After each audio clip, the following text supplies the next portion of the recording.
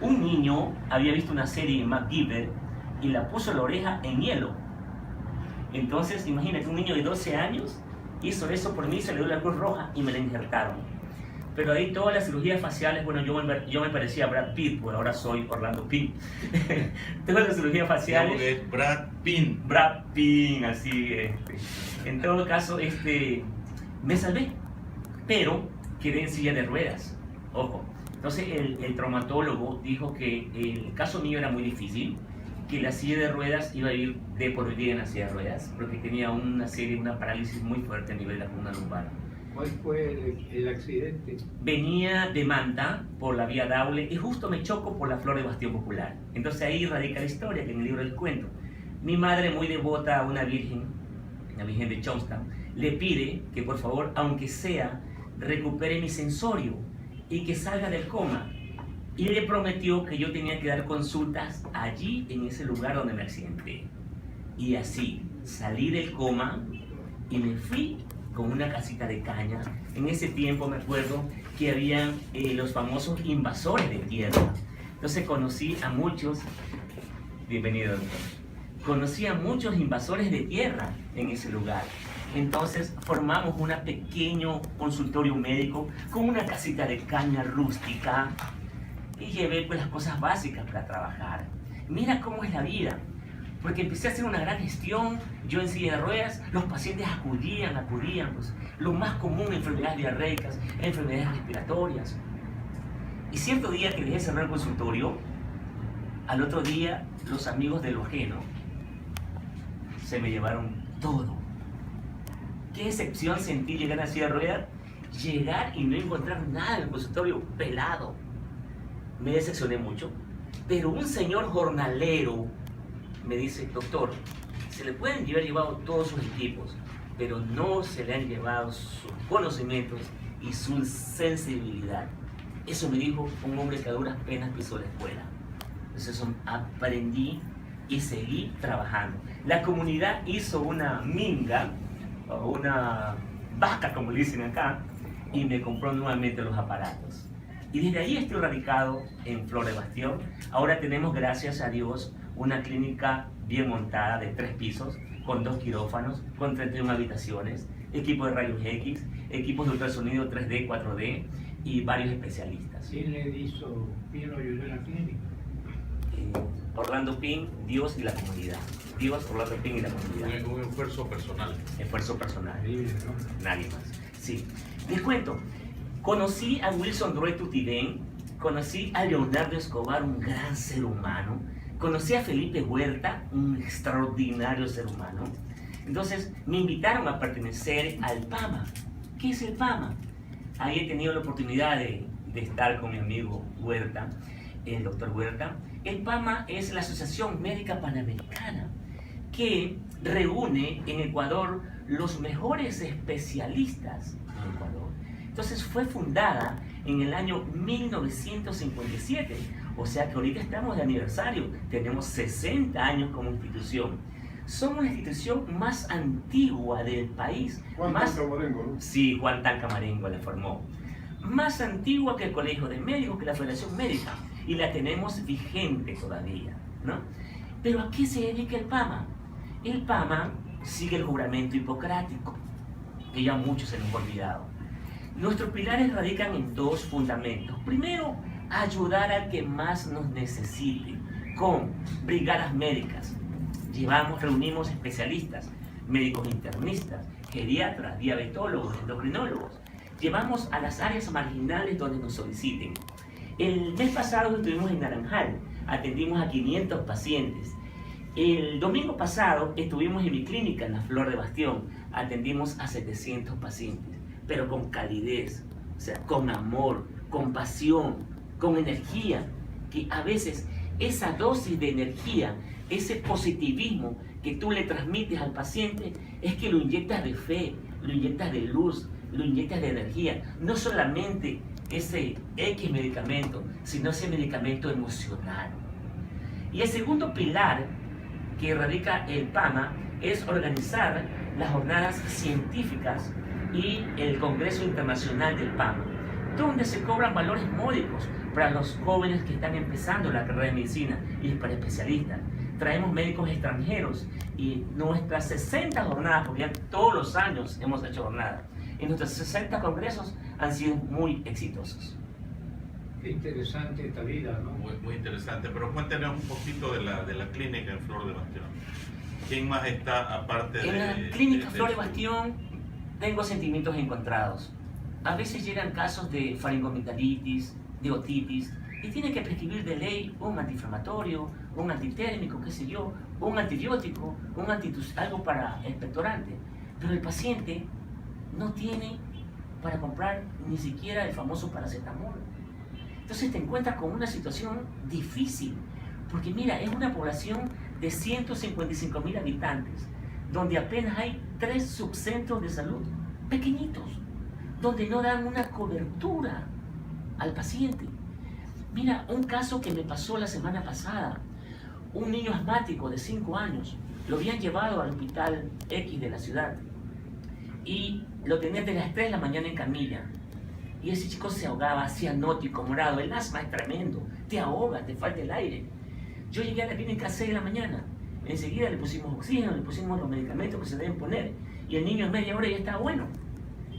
La señora llorando me dice, doctor, ya me salvó a mi hijo. Pero ahora, ¿qué le digo a mi jefe? Me va a botar. Porque si falto el trabajo me botan. Entonces te encuentras con ese dualismo de cosas. O sea, ayudas al niño, pero la madre preocupada porque le van a botar el trabajo. Entonces son cosas que te llegan y te enriquecen como ser humano y te dan una sensibilidad bárbara para tratar a la gente. ¿Usted está básicamente en la clínica? Yo estoy ¿O en algún otro lado también? Claro, no solamente, y a eso quiero enfocarte, gracias por la pregunta. Mi aporte en Flor de Bastión casi no se gana nada, se gana mucho, se gana ayudando a la gente, se gana el respeto, se gana el corazón, se gana un pedacito en el cielo. Yo trabajo en el Omni Hospital, yo soy médico internista, tengo una maestría también en educación superior por la docencia, tengo también una maestría en salud pública, soy también especialista en ecografía, titulado en imágenes. Entonces tengo que subsistir y trabajo en el Omni Hospital, Torre Médica, piso 4, oficina 420, donde he tenido la oportunidad de atender a mi amigo Javier Benedetti. ¡Qué orgullo! Bien. Qué amable, ¿no? Sí. Qué bien por todo esto que usted dice, ¿no? Sobrecoge el espíritu porque cuánto bien se puede hacer desde todo lugar en la sociedad, pero de manera especial cuánto bien se puede hacer desde la medicina ejercida con pasión y con sacrificio. Qué interesante todo esto, Carlos Julio Emanuel. Sí, yo estoy muy impresionado. Me había hablado del doctor Pin Leonardo Escobar, nuestro buen amigo también de esta radio, y creo que lo que él me ha contado se queda corto frente a lo que nos está contando aquí el doctor Pin. Aprovechando la presencia aquí de Pancho Huerta, que también es médico de profesión, yo más bien le cedería la palabra a Pancho porque alguna inquietud puede tener de la labor del doctor Pin. Básicamente como PAMA, de la que soy miembro hace rato también. ¿Qué vamos a hacer con la nueva orientación legal de la salud en cuanto al nuevo código de salud que está en vigor? Es muy buena pregunta.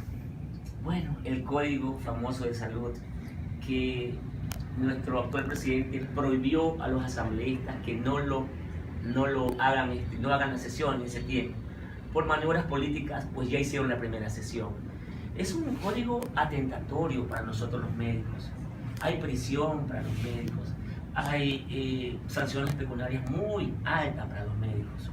Hay ciertas restricciones para empresas transnacionales que vienen a darnos trabajo a los visitadores a médicos. Entonces es una ley que tiene que ser muy analizada, no solamente por los asambleístas, sino que yo pienso que debería reunirse usted como médico, como político, como autoridad, debería ser invitado a crear esa ley. Gente como mi amigo el doctor Huerta Montalvo debería estar ahí, y no por desmerecer los asambleístas, pero ellos no conocen lo que es la problemática de salud. Mire, yo me desespero cuando llegan niños hacheros que consumen H, de 11 años a la clínica. O sea, qué dolor más tremendo que siento, qué impotencia. Porque van al subcentro de salud y le dan paracetamol y complejo B.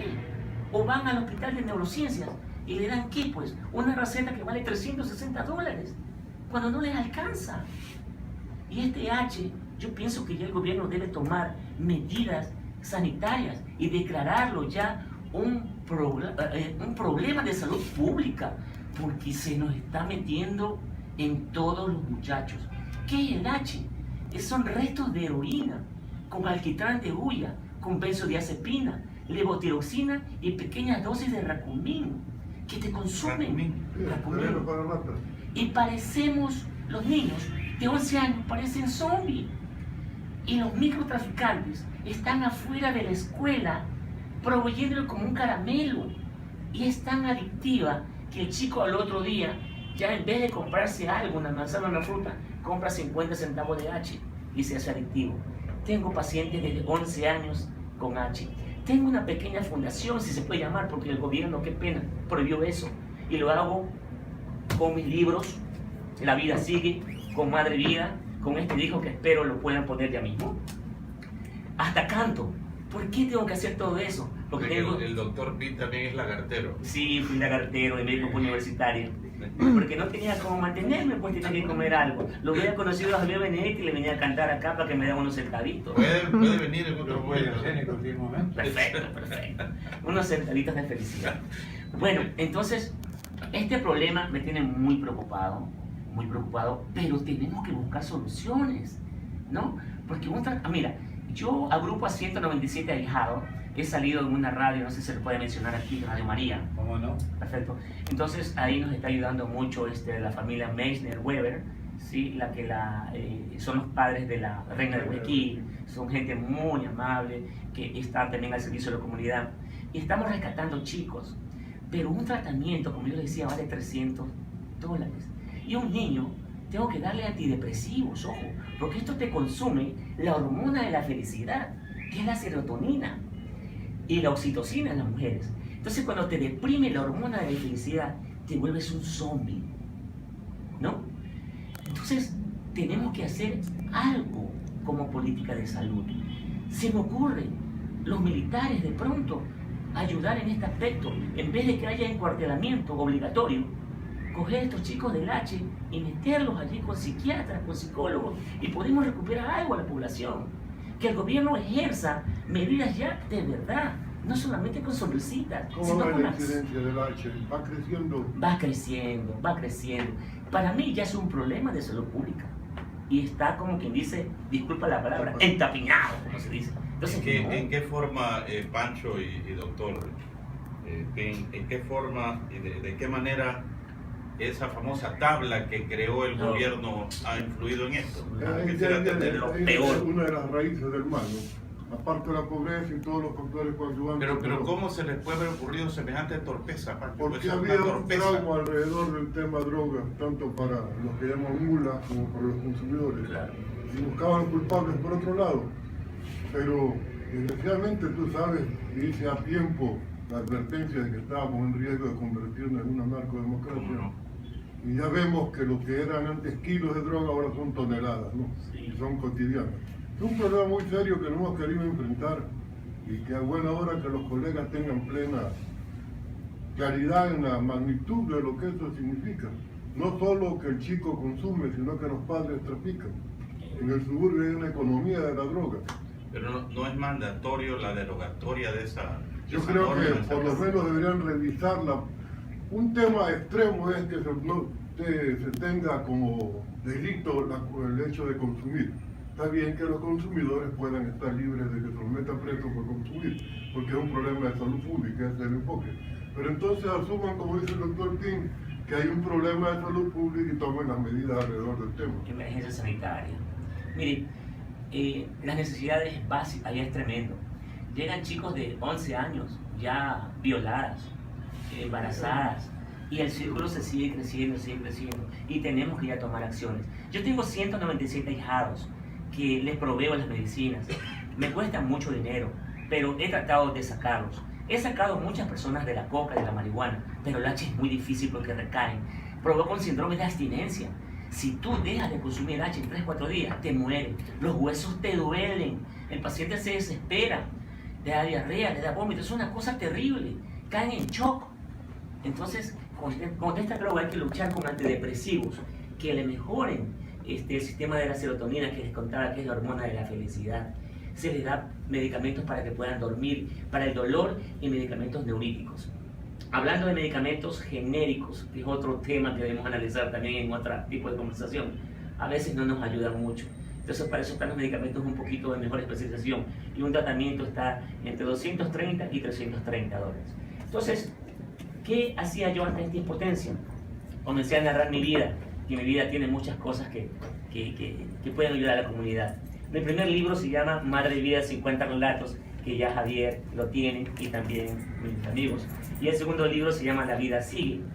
Con la venta de los libros y con el CD que también lancé, he logrado mucho recaudar algo de economía, algo de dinero, para poder seguir llevando a estos chicos a una senda del cambio.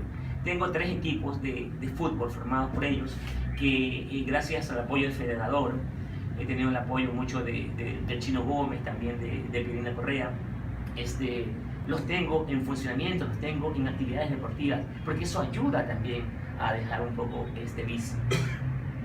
Me gustaría que de pronto, si me da un espacio para que pongan el disco, con mucho gusto. No sé si a Javier le gusta la música. Sí. ¿Qué hacemos? A producción. Le vamos a decir a Leonardo que lo haga, ¿no? Muchas gracias. Qué vida tan intensa la suya, ¿no? Si yo me levanto, Javier, 3 de la mañana y llego a mi casa a 12 de la noche. En realidad duermo 3 horas, pero duermo bien porque hago el bien. Formidable. Qué bien tanta gente que se entrega al prójimo. Es magnífico, y ese es el espíritu Francisco de Guayaquil. Definitivamente. Es un apostolado de servicio, ¿no? Conozco señoras que tienen muchos recursos económicos y que recorren a Guayaquil desde las 3:30 de la mañana en sus autos, van de una casa a otra Repartiendo sangre. repartiendo felicidad o ayuda Sí. en fin. A mí me ha tocado café y sándwiches a la gente que está debajo de los puentes. Se puede hacer mucho, pero mira, aquí tenemos que unirnos, los médicos privados con el gobierno, pero que el gobierno nos dé esa oportunidad para unirnos. O sea, yo no entiendo por qué vienen médicos extranjeros, si aquí hay buenos médicos. La Facultad de Ciencias Médicas arroja excelentes médicos, sino que no hay un plan para integrarnos. Por ejemplo, yo digo, el médico de Mapasingue, el médico del Monte Sinaí, el médico de Flor Bastión, que el gobierno los capacite en enfermedades más comunes, respiratorias, diarreicas, gastrointestinales, y aprendan a manejar todo ese formulario grandote que tienen que achicarlo, porque en realidad es un formulario que te permite ver es 13 minutos la computadora y 2 el paciente. O sea, desde ahí empezamos mal, ¿no? Hace pocos días, Javier, Pancho, doctor Ping, leí un reportaje de por qué el gobierno canadiense es el mejor gobierno en el mundo, según ese reportaje. Porque el primer ministro de Canadá, Trudeau, ha escogido para ocupar cada cartera a gente probada y con experiencia. Por ejemplo, el ministro de Agricultura es un exitoso empresario agrícola que tiene décadas trabajando en el campo. El ministro de Defensa es un general con 5 estrellas, con una vastísima experiencia. El ministro de Salud, lo propio, un médico de prestancia, de prestigio. En el Ecuador, en cambio, pasamos buena parte de la década anterior, por ejemplo, con un ministro de Agricultura que era poeta. No estoy en contra de la poesía, me encanta la poesía, pero zapatero a tus zapatos. Siempre he dicho que a lo mejor ese ministro poeta se dedicó a hacer odas a la agricultura y tal vez le puso una jota adelante, porque definitivamente la agricultura en el Ecuador sigue siendo la cenicienta de la economía ecuatoriana. Joda el aguacate. Escuchando al doctor Ping, y me voy a usar una palabra que es casi la marca registrada de Leonardo Escobar, la enjundia con la que él habla, el ñeque, como diríamos, realmente es algo digno de admirar, doctor, todo lo que usted ha hecho, todo lo que nos cuenta.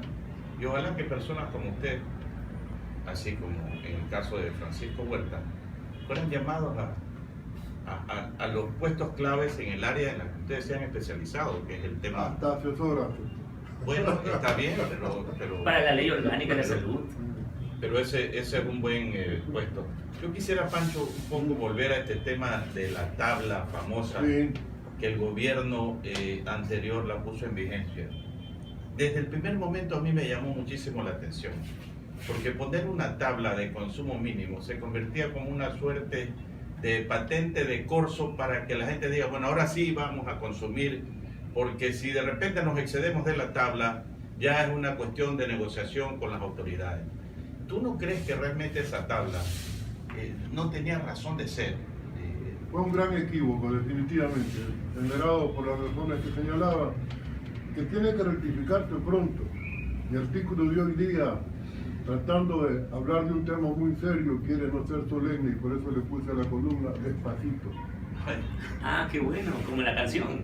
Vamos despacito en todo, me refiero en principio a que recién le hacemos un reconocimiento a Abel Romeo Castillo con un lindo monumento frente Abel a la Romeo, vida. espectacular. Pero hace rato que se lo merecía. Claro que sí. El cantor de Guayaquil en tantas voces. trovador de El Guayaquil. romance de Ese sí era Oda, esa sí era Oda, no era como el otro. Claro, claro. Era cosa seria, ¿no? Pero bueno, como dijo el alcalde Nebot inaugurando, ya pagamos la deuda, la cuestión es que las deudas se paguen. Pero recién admitimos que el país estaba en crisis, recién, y que la mesa no estaba servida, lo que veníamos diciendo aquí mismo cuántas veces. Y ahora, ya que está admitido las medidas, y yo creo que hay que señalar algo muy claro, como siempre hacemos en esta radio. La gente está dispuesta a algún sacrificio, algún esfuerzo para salir de la crisis. Pero tiene que sancionarse a los culpables de la crisis. No puede ser que la impunidad siga cambiando mientras nosotros tenemos que comenzar a hacer esfuerzos para salir del hueco. Sí, pues la crisis no es producto de la baja del precio del petróleo. No. Ya antes de que cayera el precio del petróleo, Ecuador estaba en crisis. Y en Y lo superendeudado. hemos dicho aquí por años. Así es. Y lo más penoso es que hay una crisis emocional, una Además. crisis espiritual, una crisis de valores. Hemos perdido ya los valores, ya no hay civismo, ya veo el pensum de las escuelas y colegios, ya no dan cívica, ya no dan urbanidad de Carreño, ahora se meten conceptos de la revolución pseudo. Ya, eso no es formar educación, por favor. ¿Cómo se puede permitir? He visto chicos deprimidos llorando en mi consultorio de 17 años que no pueden ingresar a las facultades. Y les salen en el tema que pueden ser, sin desmerecer, ¿no?, licenciados en tal cosa, pero ellos querían ser arquitectos, su sueño es ser economista, su sueño es ser periodista. ¿Y cómo nos vamos a obligar a hacer eso? Porque ahora, después de la década perdida, hay muy pocos que quieran ser economistas. Ah, sí, por ese mal profesor que tuvimos. Pero eso ya es historia, espero que no vuelva. Mira, otra problemática terrible que me he dado cuenta en esta época, la tuberculosis, doctor. Sí, vinculada con el SIDA. La tuberculosis vinculada con el SIDA. Como hay poco ingesta de comida y como el hachero no puede comer, ¿no?, hay un rebrote de tuberculosis terrible en la ciudad, que también el ministerio debe ya meterse en ese problema. Para los amigos Hay televidentes, resistencia a las drogas también. y hay resistencia a las drogas. La tuberculosis, tos y esputos con sangre, y el paciente con fiebre se vuelve flaquito y se muere. Ojo. Entonces, esta tuberculosis ya es otro problema que debemos de tratarlo y hacerlo también como emergencia sanitaria. Pero ¿qué hace el Ministerio de Salud? Cita a este paciente todos los días para darle 4 pastillas, isoniazida, rifampicina, etambutol y una ampolla de streptomicina. Y el paciente hace una cola de 3 horas para recibir un medicamento diario. O sea que estamos matando a un paciente, no lo estamos integrando. Vamos a ir a un corte comercial, eso Javier, y debe luego cambiar. recordamos. Inmediatamente un corte comercial. Del país como partido, pero no del país Alguien como república. comentaba, Pancho, de que el anuncio de las medidas económicas no se lo quiere hacer hasta tener una cierta estabilidad política, algún Bueno, realineamiento de fuerzas en la Asamblea. ¿Será eso lo que Ese se es un busca? problema del país. pero no del país, son dos cosas distintas. Claro. El partido político puede tener todos los conflictos, pero ahora la estabilidad del presidente de la República, presidente de todos los ecuatorianos, no puede ser actuar según convenga a los intereses del partido político al que él se debe, porque él se debe a la República, y la República quiere que se sancione a los corruptos. Está requiriendo un baño de verdad también en ese sentido, porque no podemos seguir especulando, manchando honras ajenas probablemente porque no tenemos la lista clara, no solo de Odebrecht. Yo acabo de presentar, me pidieron que lo haga, el último libro de Fernando Villavicencio. Digo no el último, el más reciente, espero que no sea el Sobre el petróleo, ¿no? Feriado petrolero. A mí no me gusta que lo llame feriado petrolero porque quiere compararlo con el feriado bancario y decir que el daño económico al país es 4 veces mayor que el periodo bancario. A mí lo que me inquieta es, aunque fuese 4 veces menor que el periodo bancario, que la corrupción siga viva y que no se sancione. Hay contratos con empresas que aparentemente son oficiales, son empresas de gobierno, porque se llaman con el nombre del país, pero son negociados simples con rateros vulgares. Con todo lo que está en ese libro, dije cuando lo presenté, hay razón suficiente para declarar traidor a la patria al que hizo esos contratos y meterlo preso. Es peor que la venta de la bandera. Hay un dato, Pancho, del día de ayer, el actual ministro de Petróleo, Se ve la cosa el señor Pérez. que dice señor Pérez que las preventas petroleras, los anticipos que se han obtenido en base a futuras ventas de petróleo, están en alrededor de 500 o 600 Barriles, Barriles. millones de barriles. millones de barriles. Sí. Entonces, ¿cuántos años está Y ahí me indicado el inquieta- petróleo? 10 años. Y ahí me inquieta que él deje la puerta abierta para nuevas negociaciones del tipo de las que estamos criticando. Primero porque dice que hay un margen Hay un todavía margen. en el petróleo, pero Hay un no, margen. pues no, esas ventas no pueden hacerse de esa manera. Son un asalto a la República. Se las venden a un intermediario que simplemente las vende después costa afuera a países que podrían comprarlas directamente. Pero la diferencia de precios se la lleva el intermediario. Ahí hay un negociado sucio, visible y ya denunciado. ¿Por qué tú crees que no hay un señalamiento con nombres y apellidos de los responsables de la corrupción? Que está en el libro, para que lo lea. Dice los responsables del Ya. asalto petrolero, casi casi. Vaya. ¿Y están los nombres y apellidos ahí? Están los nombres, Wow. apellidos y los montos.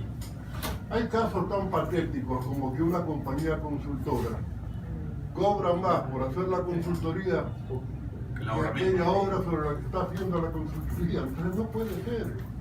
Y los sobreprecios a nombre de que tienen que seguir incrementando los montos del contrato son cada vez más grandes y sobrepasan también el precio del contrato original. ¿Cómo puede ser que el sobreprecio sea mayor que el contrato original? Pero así está ocurriendo. Vamos a hacer, Escuchar música. vamos a escuchar el disco del doctor, aparte de eso creo que vamos a escucharlo todo, pero sería bueno que lo ponga Muy bien, producción. adelante entonces. Es parte de mi vida. Muy bien. Despacito, ¿no? ¿Cuántos años tiene el doctor Pino? 50, pero tengo cara de 30. 50 es una buena edad, porque nadie hace la cuenta. 50. Ya no puede llevar la cuenta.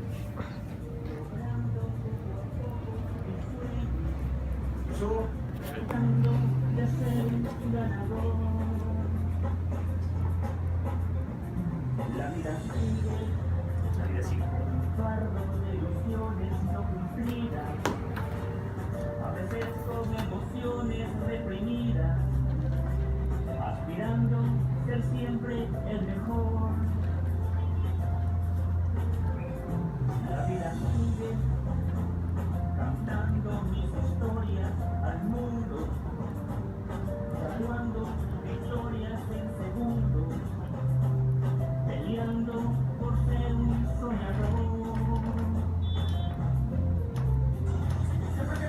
Bueno, ahí hemos escuchado una parte del disco del doctor que, como hemos dicho, es multifacético, escritor, músico, lagartero, ha sido, nos ha contado el humanista.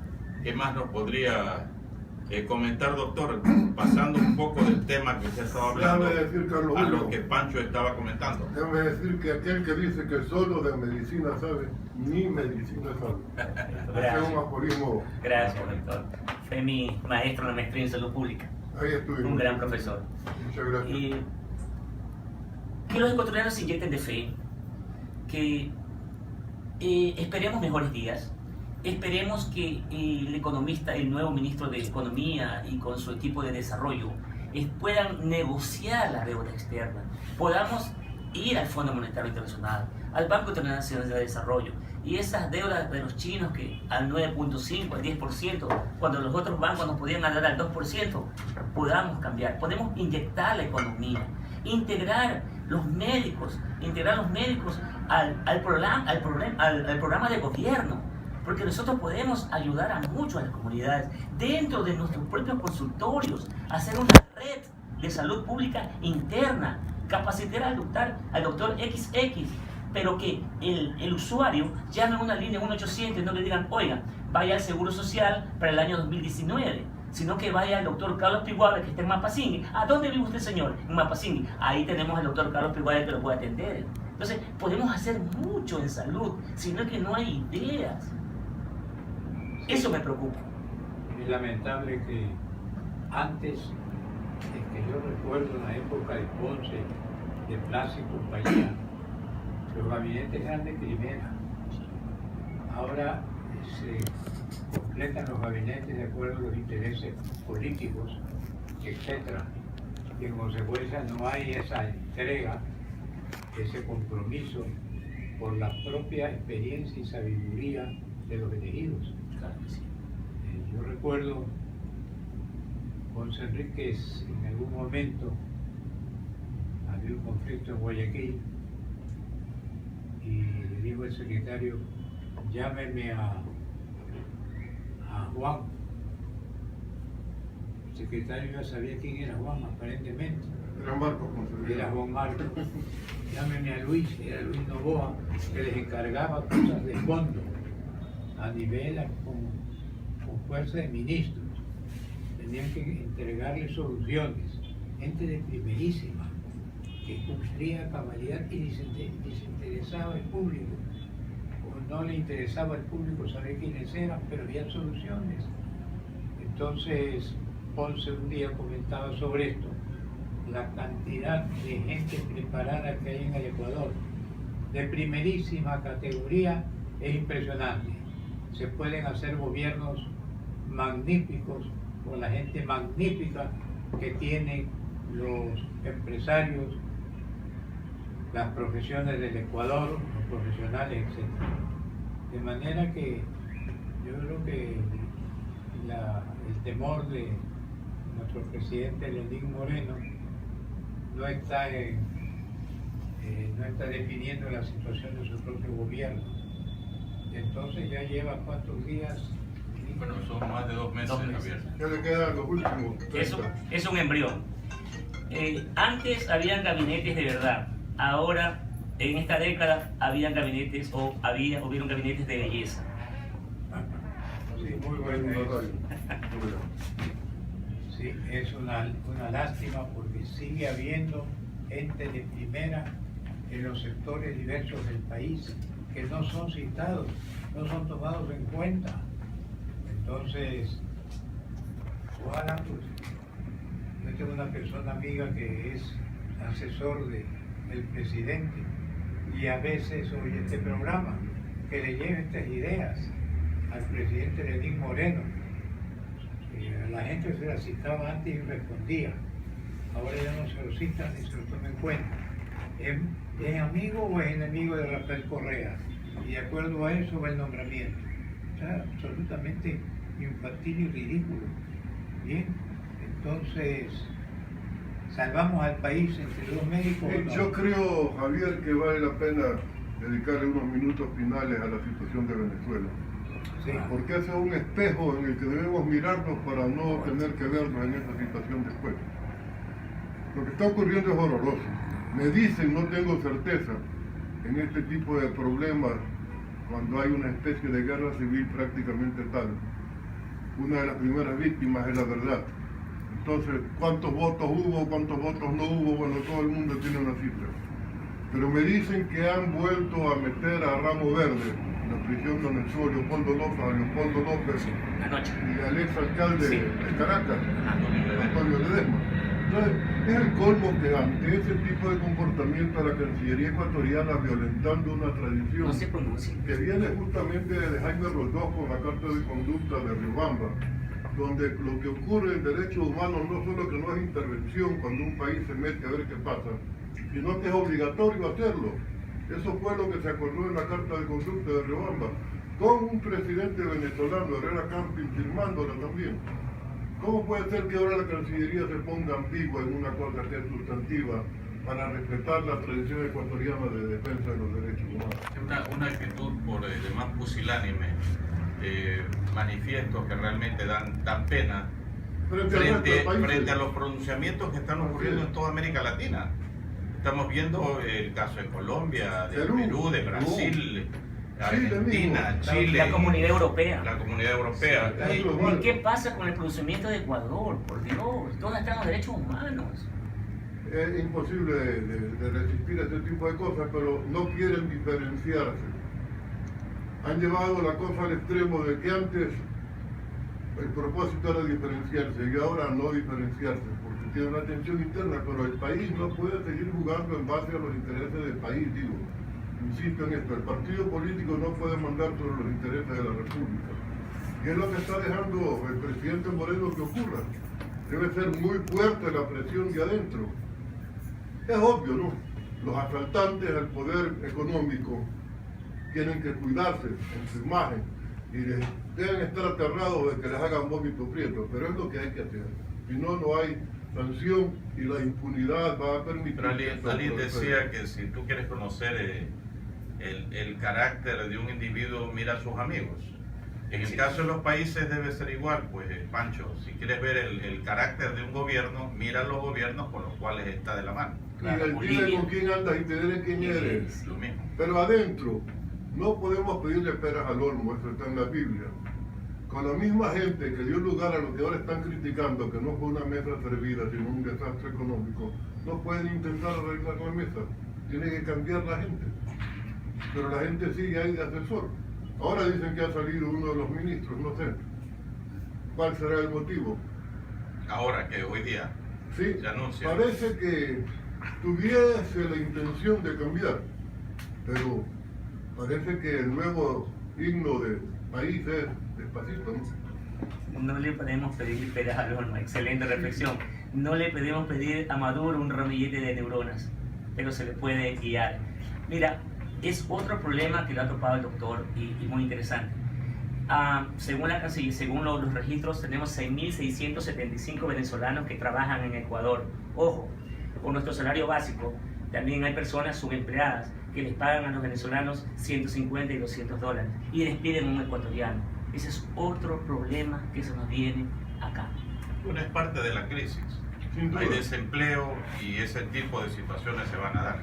Ojalá que no sean también en contra de los venezolanos que desesperados aceptan cualquier sueldo por labores que son de alto rango profesional, porque está llegando de todo acá. Todo llega.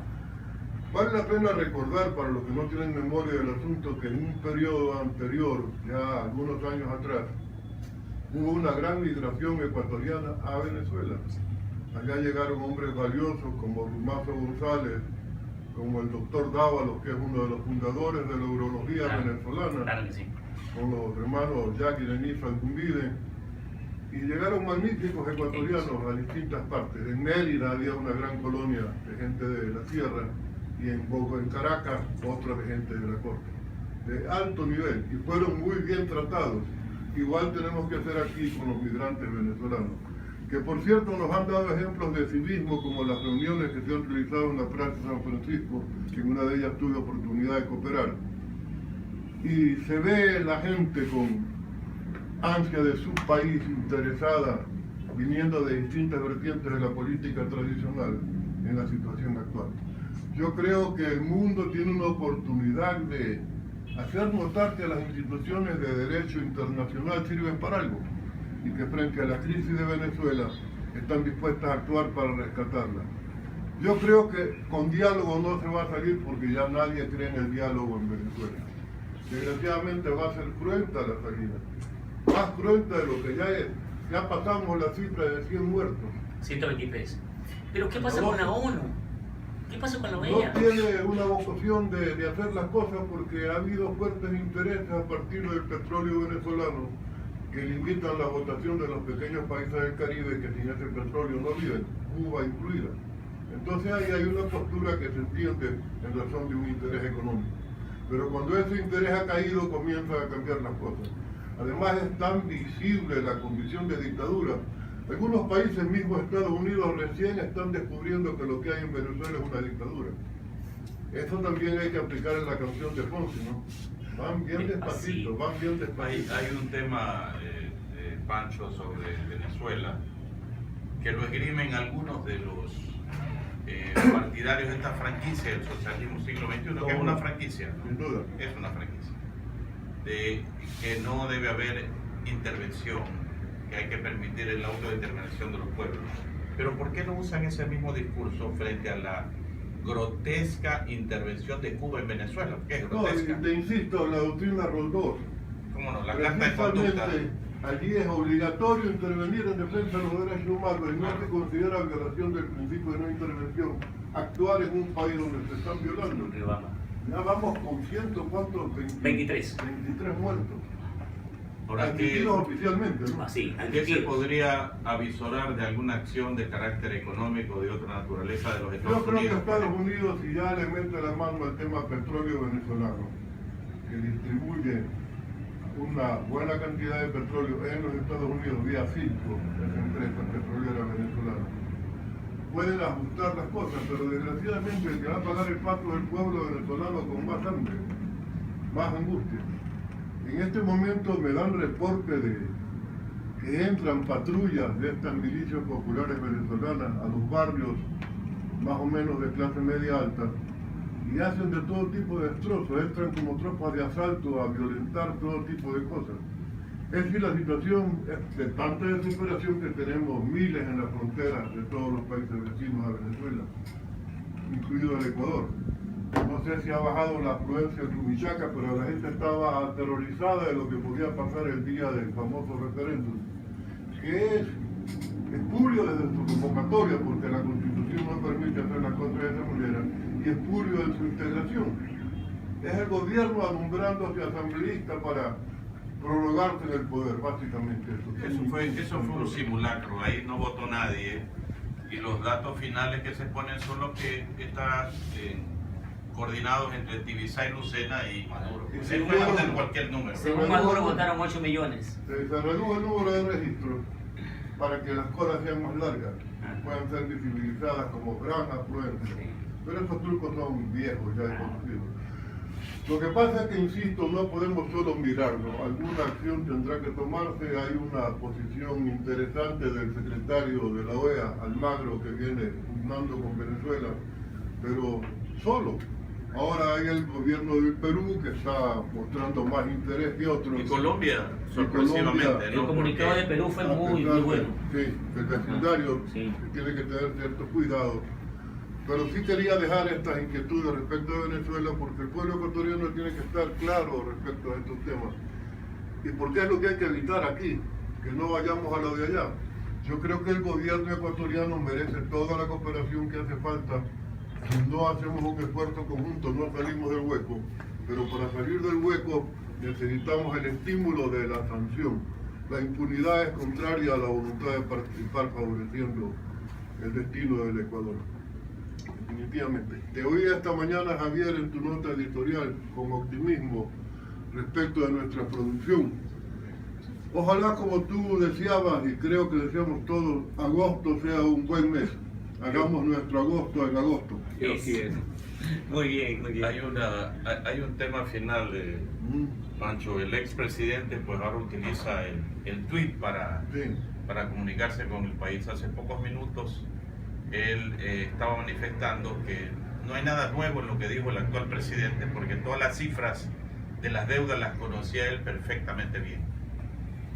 Yo creo que el cinismo y la impudicia ya son características del personaje al que tú aludes y no merece mayor comentario. Yo creo que el país tiene que descorreizarse pronto en múltiples sentidos. Y claro, él hará todo lo posible por seguir presente porque tiene una necesidad morbosa quiere decir patológica, morbo, Sí. de protagonismo. Pero ya el país no se llama engaño, salvo unos pocos ingenuos que todavía quieren sentirse representados en el causante de los males nacionales que estamos comentando. Hay un punto, Punto de orden. que quisiera mencionar aquí, noticias de último momento. Hace pocos minutos un alto ejecutivo de Odebrecht, el señor Dos Santos Filo, ha declarado que desde 1994 él ha venido sobornando al ex contralor del Estado, Carlos Polit. Es una declaración con nombre y apellido, Paco. No, es durísimo lo que está ocurriendo. Alguna gente teme, y eso es una cosa que vale destacar, que la investigación del tema Odebrecht vaya antes del ingreso al gobierno de Rafael Correa. Yo creo que hay que investigar desde antes, sin duda. Pero está ocurriendo que alguna gente que no quiere que se investigue antes está apoyando que no se investigue ahora. Eso tenemos como un país fragmentado que no quiere enfrentar el tema de la corrupción como es debido. Pero todo va a saberse como se está haciendo conocer con la noticia que acabas de dar. Yo tuve una buena relación con el ex contralor hasta que le presté mi columna a Fernando Villavicencio. Y allí se mencionaban las falencias de la Contraloría en el control de la corrupción. Mandó una carta groserísima, lo que me permite ahora decir que no tengo ni siquiera que hacer comentarios, simplemente los hechos van evidenciando de quién se trata. Aquí estuvo en esta radio, Pancho, hace pocos días, el ex asambleísta Clever Jiménez, que hoy está como un grillete en una Se piedra figura, y que no puede salir de un perímetro. de su provincia, de Zamora Chinchipe, tiene un cerco allí. Es interesante como todo lo que denunció Clever Jiménez, todo lo que ha denunciado Fernando Villavicencio y otros denunciantes, porque hay varios,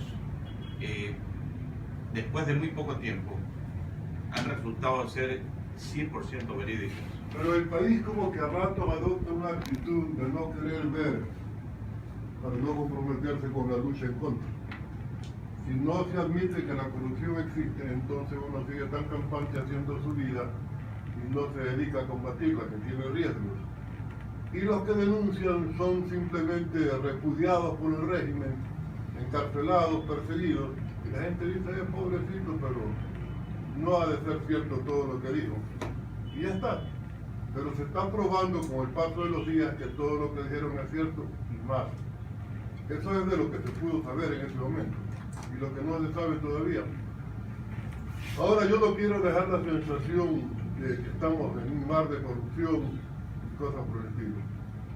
Vuelvo a la cita de lo que Javier planteaba en la mañana. Hay un sector de ecuatorianos dispuestos a sacar al país del bache, que han estado siempre trabajando para que eso ocurra.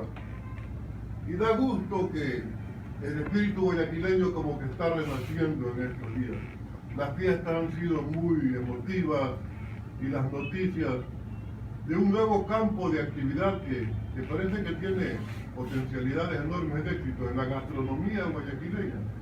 Con eso que van a hacer en el Palacio de Cristal, invitando al mercado de San Miguel de Madrid, yo creo que vamos a tener un gran atractivo para el turismo, que ojalá se vaya ampliando en su zona geográfica de cobertura, ¿no? Porque todo está concentrado en el malecón y muy pocos alrededores.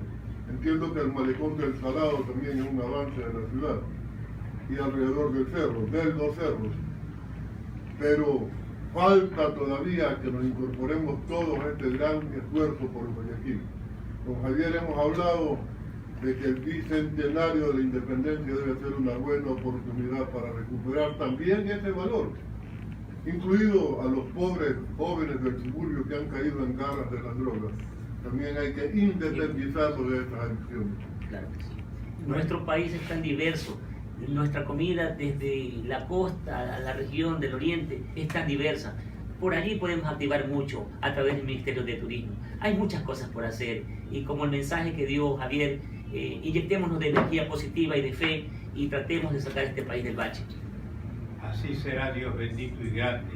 Bien, mil gracias por la presencia de ustedes acá y de ustedes, señoras y señores, que con su sintonía hacen posible este programa. Gracias a todos.